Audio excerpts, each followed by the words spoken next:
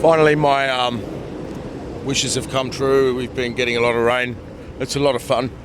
A lot of fun in the rain. I was just trying out the Auto Plus setting for the diff, which it transforms the car. But in Auto Minus, the back tends to kick out a little bit, but the VDC will keep it in check, and if you put on track mode, then you get to kick the back out a little bit more. And yeah, I was sort of trying that out. Not much, but yeah, finally the roads are really wet. So I had a bloke talking about IDC ratios, the duty cycle of the injectors with the InGen intake, and I will have the tune that I've had refined. So basically I've had a basic tune to allow for like a K&N sort of pod, or you know, similar to what I've got, but that will be more finely tuned, and I'll get back to you if the injector duty cycles are maxing out. I don't think so though, as this bloke's mentioned. I think the injectors would be good. The injectors will be able to deliver the correct fuel mixture up until about the time you put a downpipe on the car. But yeah, I'll get back to you because I think it conflicts, but I'll do some reading and see. I think they're good for about nearly 300 kilowatts with the downpipe and the intake, so not too much work to get a lot of reward. Incidentally, back to the petrol sort of debacle, I was just about to fill up Shell Optimax and the bloke next to me went, "Oh fuck, the tanks are running out," and I just pulled the nozzle out and drove off after it like put 7 cents in or something like. Yeah, so I've now filled up a full tank of Mobil Supreme Plus. And yeah, it's going quite well. I can feel the extra weight. Like, you know, you're going to fill a full tank of fuel, you're going to have that extra weight of you know, a teenager in the car or something like that. So yeah, so that's that bit.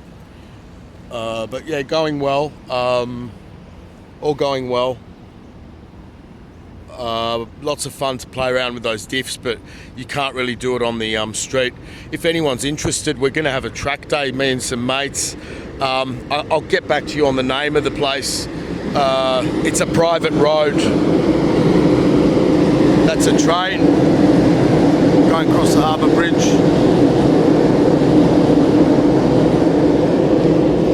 I'll get back to you on the location. It is $550. It's a 5.5K circuit. I saw it in the Ferrari online magazine actually. 22 turns, really cool track. The guy's made it himself on his massive property somewhere on the Central Coast. But apparently the car's fully insured for that $550. It is a lot of money, but the day's gonna have to come where we do that, because you can't really, you know, appreciate the car until it's pushed to those limits on the track, I guess. So mucking around with the settings in the city, yeah, you can feel it, but you're not going to know the true potential ever in the city. So yeah, track day sometime in December. It's not a negotiable price. I don't think you can get a discount if like heaps of us go, but I'll get back to you on it. So yeah, and I did find out there is a servo nearby. I mean, he said you're not going to need to really fill up, but I can't remember how many you get, 28 laps or something, like whatever the figure was. It was truly enough for me to think, yeah, that's enough. Like I'm not going to be beating on the car like for the entire day on a track. I'd be happy with, you know, I don't know what I'd be happy with, but it sounds like you get a lot in, and whether or not you're gonna, you know, use the car that much on the track, and you know, and whether we get the track pads as well. I mean, the pads are great, the brakes are great, but they're not for the track.